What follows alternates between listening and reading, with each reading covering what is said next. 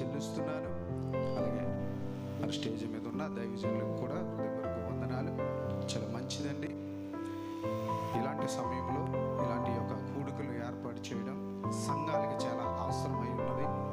ఎందుకంటే యవనస్తుల కూడుకలు అనేది చాలా అరుదుగా జరుగుతున్నాయి చాలా ప్రాంతాల్లో. మెయిన్గా సంఘాల్లో జరగవలసింది యవనస్తుల యొక్క కూడుకులే. ఎందుకంటే దేవుడికి యవనస్తులు ఎంత అయితే దేవుడికి అవసరమో ఆయన కాడి మోయడానికి, అలాగే అపవాది కూడా యవనస్తులు వాడుకుంటా కూడా అపవాది కూడా చాలా అవసరం. చూడండి, ఎక్కువ దేవుని సంఘం కట్టబడుతుందా యవనస్తుల మీద, లేదా అపవాది సంఘం కట్టబడుతుందా? ఆలోచించిన సమయంలో చాలా చోట్ల యవనస్తులు పక్క నుంచి దేవుని ద్వారాగా, సంఘాల ద్వారాగా, సేవకుల ద్వారాగా మారుతూ ఉంటే, మరొక సమయం నుంచి యవనస్తుల్ని బలముగా అపవాది ఏదో విధంగా వాడుకుంటున్నాడు. నిజంగా ఇలాంటి సమయంలో ఇలాంటి యవనస్తుల యొక్క సదస్సు లేదా యవనస్తుల యొక్క కూడుకలు, ఈ పునాది చాలా అవసరమైనది. దేవునికి స్తోత్రం, హల్లెలూయా. ఎందుకంటే ప్రియులారా, ఆలోచించండి, యవనస్తులు చూడండి, మనకి ఇక 6 నుంచి 10 వరకు వయసులో ఉన్న వాళ్ళకి ఎటువంటి ప్రాబ్లము లేదు. ఇలాగ ఒక 10 నుంచి 25 దాకా ఉన్న చూడండి, ఆ వయసు చాలా ప్రమాదకరమైనది. అవునంటారు కదంటారా? ఎందుకంటే ఆ వయసులో ఏది చూసినా కావాలనిపిస్తుంది, ఏది చూసినా కొనాలనిపిస్తుంది, ఏది చూసినా ఎక్కడికైనా మనము వెళ్ళాలని ఎక్కువ కోరికలు కలిగే వయసు ఏదండి? ఈ మధ్య వయసే కదా. ఏది చూసినా కావాలనిపిస్తుంది. ఈ కళ్ళు దేన్నైతే ఆశిస్తున్నాయో దాన్ని వెంబడి పరిగెట్టడానికి మనలో ఉన్న కోరికలు ఏం చేస్తాయంటే గుర్రాల కింద మారి ఏమవుతాయంట, పరుగులెడుతూ ఉంటాయంట. ప్రియులారా, యవ్వనంగా ఉన్న సమయంలోని చూడండి, మనకి సమయం ఉంటుంది, మనకి బలం ఉంటుంది, కానీ సంపాదిద్దామని అనుకుంటాం. కానీ సంపాదించిన తర్వాత మనకి అన్ని సమయాలున్న తినడానికి మాత్రం తిండి ఉండదు. మధ్య వయసులోకి వచ్చిన తర్వాత సంపాదన ఉంటుంది, ఏమండి, మంచి వయసు ఉంటుంది, బలం ఉంటుంది, కానీ తినడానికి సమయము ఉండదు. ఇంకొద్దిగా లోపలికి వెళ్ళిపోయిన తర్వాత సమయం ఉంటుంది, తినడానికి తిండి ఉంటుంది, ధనం ఉంటుంది, కానీ తినడానికి ఆరోగ్యము ఉండదు. ఇవన్నిటిని కూడా ఫుల్ఫిల్ చేయాలని అంటే అది ఎక్కడ దొరుకుతుందయ్యా అని అంటే దేవుని పాదాల చెంత మాత్రమే దొరుకుతుంది. దేవునికి స్తోత్రం, హల్లెలూయా. ఈరోజు యవనస్తులు దేవుని వాక్యానికి ఆకర్షితులై దేవుని కాడి మోయడానికి అనేక మంది తీర్మానం పొంది దేవుని కొరకు పరుగులెడుతున్నారు.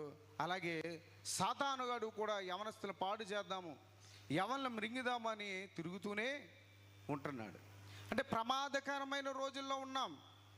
అప్పుడు ఉన్న యవనస్తులకి, అప్పుడు ఉన్న పిల్లలకి, ఇప్పుడున్న పిల్లలకి, ఇప్పుడున్న కాలానికి చాలా వ్యత్యాసం కనబడుతుంది. అవునంటారా కాదంటారా? అప్పుడు కాలంలో యవనస్తులకి ఏమి తెలియదంట. అప్పటికి ఎంత వయసు వచ్చినా కానీ తండ్రి వచ్చి ఒరే తల సరిగ్గా దువ్వుకోరా అంటేనే కానీ తెలియదు. ఇప్పుడు ఇంత బుడ్డోడు అద్దం దగ్గరికి వెళ్ళాడంటే ఏం చేయడు, దువ్వని అట్టుకుని వదలడా. ఎందుకని కాలం ఎలా మారిపోయింది అని అంటే ప్రతి వాడి చేతులకు ఏమొచ్చేసింది, ఇదిగో ప్రతి వాడి చేతులకు ఏమొచ్చేసింది, మనిషిని పాడు చేసే ఒక భయంకరమైనది వచ్చేసింది. ఈ మొబైల్ ఎప్పుడైతే వచ్చిందో ప్రతి ఒక్కడికి ఎవరింటికన్నా వెళ్ళి వాళ్ళు మంచిలు ఇవ్వకపోయినా పర్లేదు, కానీ వైఫై పాస్వర్డ్ చెప్తారంటే చాలు ఎంత సంతోషపడిపోతున్నారండి. ఎలాంటి భయంకరమైన చరిత్రలో చూడండి. ఈరోజు మనం యూట్యూబ్ నుంచి చూస్తుంటే మటర్లు చేస్తున్నారు, లేదంటే అవి చేస్తున్నారు, ఇవి చేస్తున్నారు, మానభంగాలు చేస్తున్నారు. ఎలా చేస్తున్నారా అని పోలీస్ ఆయన ఒక వ్యక్తిని అడిగితే అన్నాడు, నాకు ఈ ఐడియా ఎలా వచ్చిందంటే నేను యూట్యూబ్లో చూశానండి, దాన్ని బట్టి ఇది చేయడానికి ద్రోహత పడింది అన్నాడు. అంటే యవనస్తుల పట్ల ఎంత దుష్ప్రభావం ఉందో ఒక్కసారి ఆలోచించండి. నిజంగా దేవుడు వాడుకున్నటానికి ఎప్పుడు సిద్ధంగా ఉంటాడు, కానీ మనమే దేవునికి ఏమి ఇవ్వలేకపోతున్నాము, సమయాన్ని ఇవ్వలేకపోతున్నాము. కానీ ఈ ప్రాంతంలో మరి దేవుని యొక్క కృపను బట్టి గొప్ప పరిచర్య మరి చేస్తున్న మరి దైవజనులు జోసఫా గారు, సొమ్మెలి గారు, వారి తండ్రి గారు, మరి చాలా మీ సంఘం అంతా చాలా ధన్యత.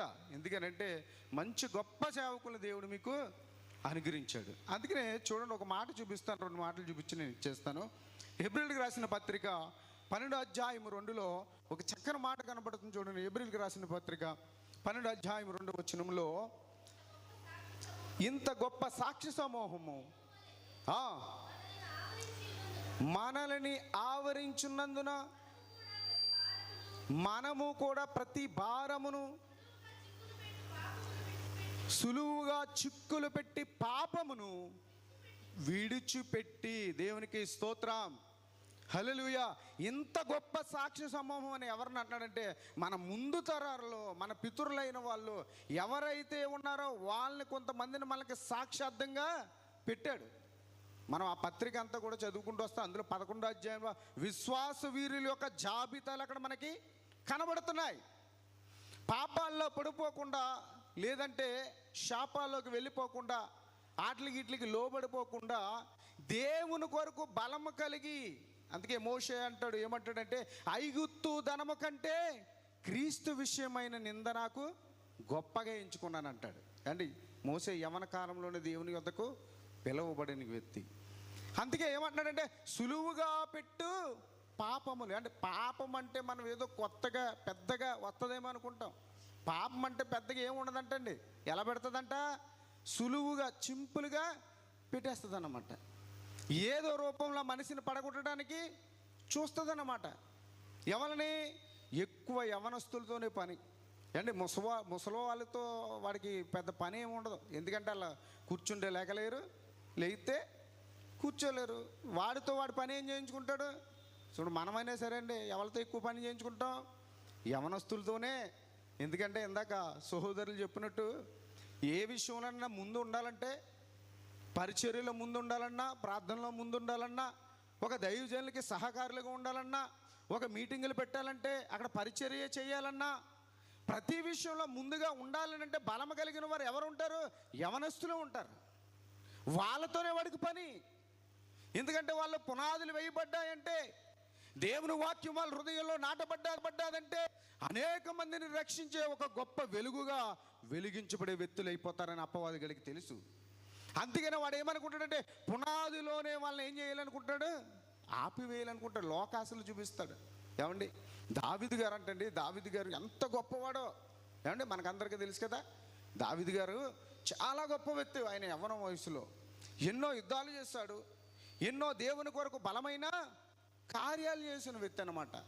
చూడండి, ఒక మాట చూద్దాం. 1 సమూయేలు గ్రంథము 17:34 1 సమూయేలు గ్రంథము 15 17 34 అందుకు దావీదు సౌలుతో ఇట్లనెను, నీ దాసుడనైన నేను చూడండి, సింహమును వెలుగుబంటును వచ్చి,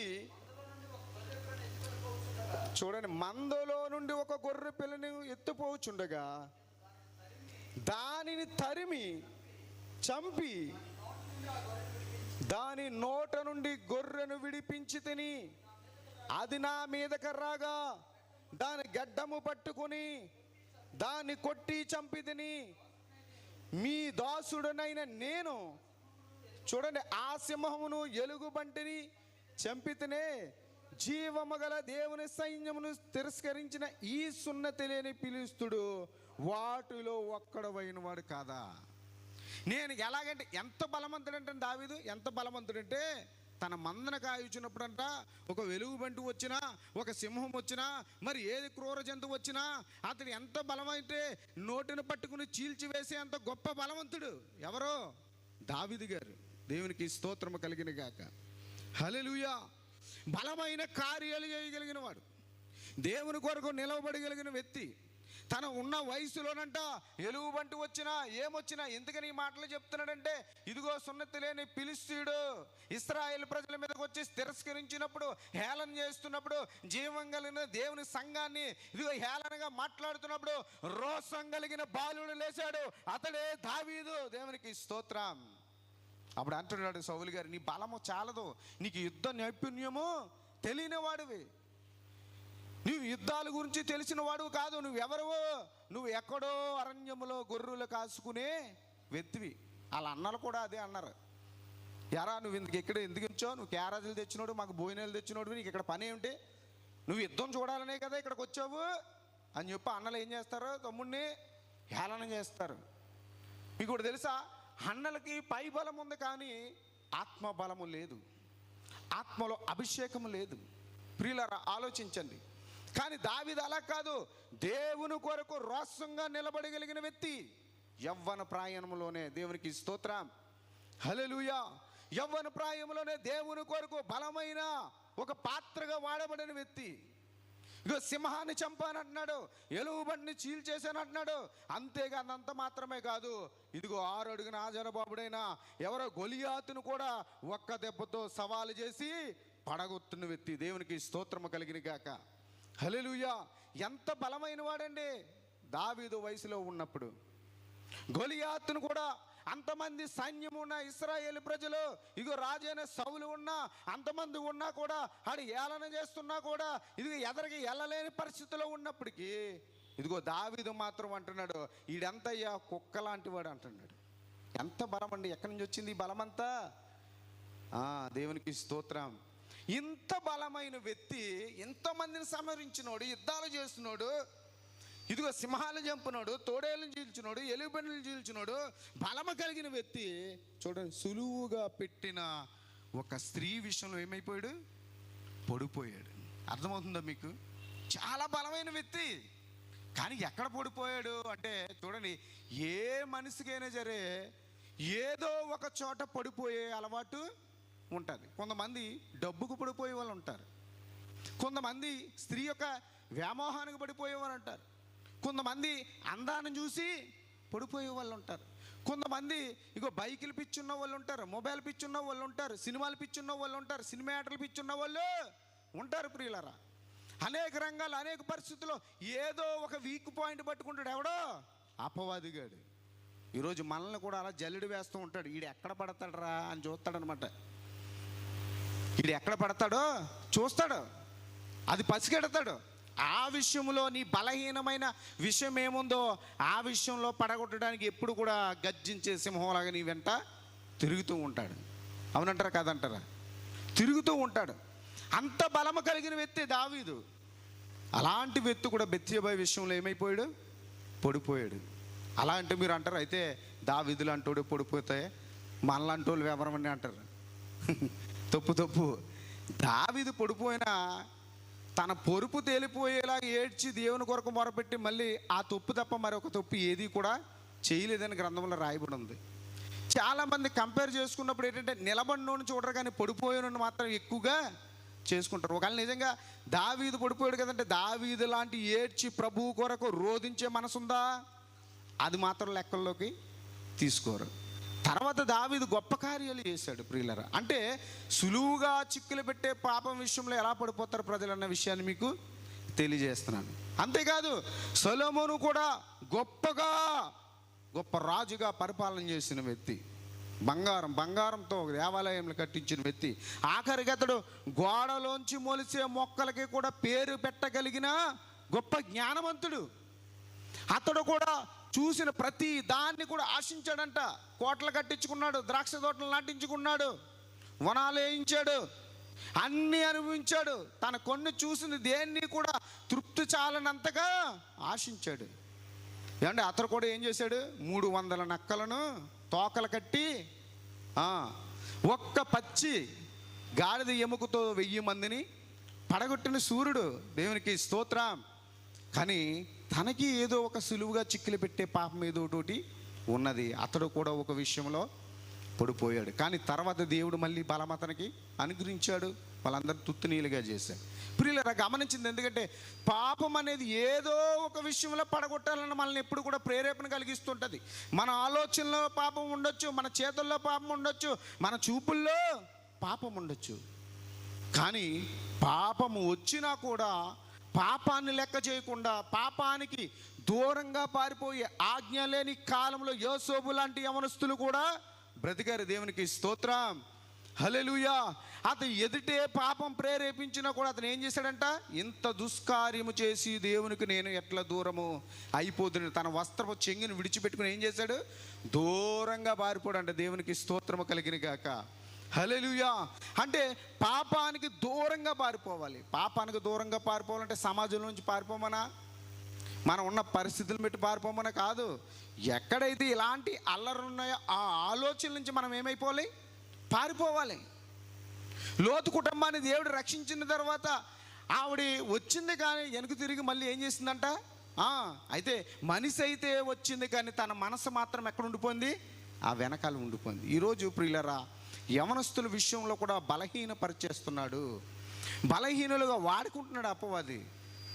పౌలు గారు అంటాడు, నేను ఎప్పుడు బలహీనుడో అప్పుడే బలవంతుణ్ణి. దేవునికి స్తోత్రము కలిగిన గాక. అందుకే ఒకడు తాను నిలబడుతున్నాడని తలంచక పడిపోమోనేమోనని జాగ్రత్తగా మీరు చూసుకోండి. మీ విషయాలే మీరు జాగ్రత్తగా కనిపెట్టుకుని ఉండండి. దేవునికి స్తోత్రం. అందుకే మత్తయి సువార్త 10వ అధ్యాయం చూడండి ఒకసారి. మత్తయి సువార్త 10వ అధ్యాయంలో అక్కడ శిష్యుల కోసం ఒక మాట తెలియజేయబడుతుంది. ఆ మాట చదువుకుని సమయాన్ని ఇచ్చేద్దాం. మత్తయి సువార్త 10వ అధ్యాయము మొదటి నుంచి చదువుకుంటే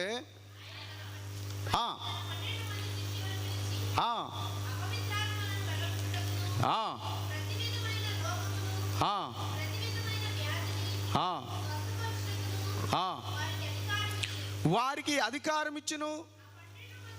ఆ 12 మంది అపొస్తలుల పేర్లు ఏమనగా సీమోను, ఆంద్రియా, జబదయి కుమారుడు యాకోబు,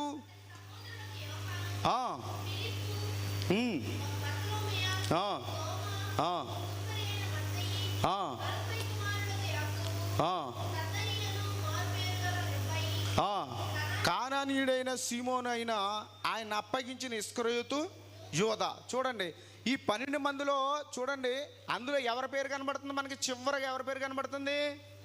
యేసుక్రీస్తును అప్పగించిన యోధా పేరు కూడా మనకు కనబడుతుంది. ఆ పైన ఇవ్వబడ్డ అధికారం కూడా యోధాకు ఉందా లేదా? వాళ్ళతో పాటు దెయ్యాలను వదలగొట్టాడు, స్వస్థతలను జరిగించాడు.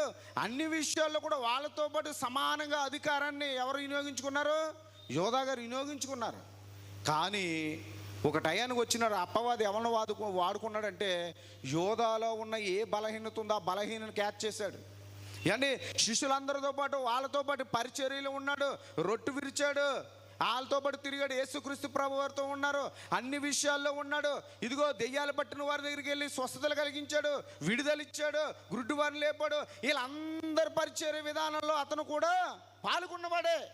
కానీ ఏ విషయంలో పడకూడదామని చూసినప్పుడు యోధా విషయంలో ధనం అనే పిచ్చి కనిపించి ఉండొచ్చు. ఎవరికి? అపవాది గడికి. ఎవరో ప్రజలను పట్టుకుంటే కాదు, ఈయన్ని పట్టుకుంటే ఈడే యేసుక్రీస్తుని అప్పగించే వాడు అవుతాడు అనుకున్నాడు. అందుకనే ఎవరిని పట్టేసుకున్నాడు?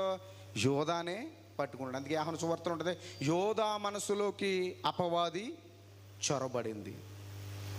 చూడండి, 3.5 సంవత్సరాలు యేసు క్రీస్తు ప్రభువారితో తిరిగిన యోధా అపవాది చేత శోధింపబడ్డాడు. ఇదిగో కేవలం 2 గంటలు లేకపోతే 2 నిమిషాలు ఉన్న ఇగో సిలువలో వేలాడిన దొంగ యేసు క్రీస్తు ప్రభువారితో పరదేశికి వెళ్ళిపోయాడు. దేవునికి స్తోత్రము కలిగిన గాక. అవకాశాన్ని సద్వినియోగం చేసుకునే వారుగా ఉండాలి. మనం అందులోనే ఉంటున్నాము, అందులోనే తిరుగుతున్నాము, నేను ప్రార్థన చేసుకున్నాను, భక్తిలోనే ఉన్నామని అనుకుంటాం. కానీ అలా అనుకునేలాగా కూడా భ్రమ చేసే అపవాదికుడు మనల్ని ఏం చేస్తాడు? భ్రమపరుస్తూ ఉంటాడు. ఒకసారి ఆలోచించండి. మీ ప్రాంతాల్లో మరి ఉన్నదో లేదో కానీ మా ప్రాంతాల్లో విచ్చలవిడిగా డ్రగ్స్ ఎక్కువైపోయిందండి. భయంకరమైన మర్డర్లు జరుగుతున్నాయి, మానభంగాలు జరుగుతున్నాయి, ఒకళ్ళు కొట్టుకున్నారు, చెత్తన్నారు. ఏమండి, యవనస్తులు ఆడపిల్లలే కాదు మగోలే కాదు ఎవరి కాల్లో అదే రీతిలో ఉన్నారు ప్రియులారా. అంటే ప్రపంచమంతా ఏమైపోతుందంటే ఇదిగో అపవాదు చేత పీడింపబడుతున్నారు, దేవుడి కాడు నుంచి బయటికి వెళ్ళిపోతున్నారు. అందుకని ఇలాంటి సమయాల్లో యవనస్తులకు ఇలాంటి కూడుకులు చాలా అవసరమై ఉన్నాయి. దేవుడి కొరకు మనం నమ్మకంగా ఉన్నామనుకోండి, ఇదిగో దేవుడి కొరకు మనం నమ్మకంగా పనిచేసామనుకోండి, నమ్మకంగా పరిచర్య చేసామనుకోండి, వాక్యంలో ఉన్నామనుకోండి, దేవుడు మనందరినీ కూడా అంత గొప్పగానే వాడుకుంటాడు. దేవునికి స్తోత్రం కలిగిన గాక. ఈ రోజులు ఎవరు వస్తున్నారండి? భార్య భర్త వస్తే పిల్లల మందిరానికి రావట్లేదు. పిల్లలు వస్తే తల్లిదండ్రులు రావట్లేదు. భర్త వస్తే భార్య రాదు, భార్య వస్తే భర్త రాడు. అందుకే అంటాడు, ఇదిగో యెహోవాని ఎరుగని ఒక తరము రాబోతుంది అంటాడు. అందుకే ఎక్కడ ఏలీ కుమారులు వచ్చి యెహోవాని ఎరగని వారే మిక్కుల దుర్మార్గులు అయిపోయారు అంటాడు. అంటే మందిరంలో ఉన్న వాళ్ళే వాళ్ళు యవనస్తులే, దేవుడికి రావాల్సిన భాగంలో కూడా వాళ్ళు దౌర్జన్యపూరులు అయిపోయారు. ఇగో చర్చికి వచ్చే లేదా మందిరానికి వచ్చే వారితో వాళ్ళు ఏం చేశారు? భయంకరమైన పనులు చేశారు. అందుకే శాశ్వత కాలం ఉండరన్న రాజ్యం ఏమైపోయిందంటే కూలిపోయింది, చనిపోయారు. ఇశ్రాయేలు నుంచి ఏమి వెళ్ళిపోయిందంటే మందసం వెళ్ళిపోయింది. దేవుని ప్రభావము వెళ్ళిపోయింది బయటికి. నిజమే, దేవుని ప్రభావం, దేవుని యొక్క ఆత్మ, దేవుని యొక్క శక్తితో మనం వాడబడి ఉండాలంటే దేవుని మాట కొరకు కనిపెట్టుకుని ఉండాలి. ఆయన దగ్గర ఎప్పుడు మనం ఆయన రెక్కల కింద ఎప్పుడు కూడా ఎలా ఉండాలంట? దీన మనసులో మనల్ని మనం తగ్గించుకుని ప్రభు దగ్గర ఉన్నామనుకోండి, గొప్పగా దేవుడు వాడుకుంటాడు. నిజంగా అన్నిద్దరిని కూడా దేవుడు చాలా గొప్పగా వాడుకుంటున్నాడు. బలమైన పరిచర్య చేస్తున్నారు. అందుని బట్టి దేవునికి మేము ఎంతగానో స్తుతిస్తున్నాము. ప్రియులారా, దేవుడు మరి అట్టి కృప ఆశీర్వాదము మనందరికీ అనుగ్రహించబడిన కాక. ఈ సమయాన్ని ఇచ్చిన మరి దైవజావులకు కూడా నా హృదయపూర్వక వందనాలు చెల్లిస్తూ ఈ మాటలు ముగిస్తున్నాను. దేవునికి స్తోత్రం. హల్లెలూయా. దేవునికి మహిమ కలుగును గాక. హల్లెలూయా. అందరూ రెండు చేతులైతే ఒకసారి బిగ్గరగా ప్రభుని మహింపరుద్దాం. హల్లెలూయా, హల్లెలూయా. చక్కగా మరొక రెండు వర్తమానం ఇచ్చిన మరి కిరణ్ కుమార్ గారు కూడా హృదయపూర్వక సంఘం తరపున వందనాలు తెలియపరుస్తూ మరి అందరం ఒకసారి కొద్ది నిమిషాలు లేచి నిలబడినట్లయితే ఆరాధనలోకి వెళ్దాం.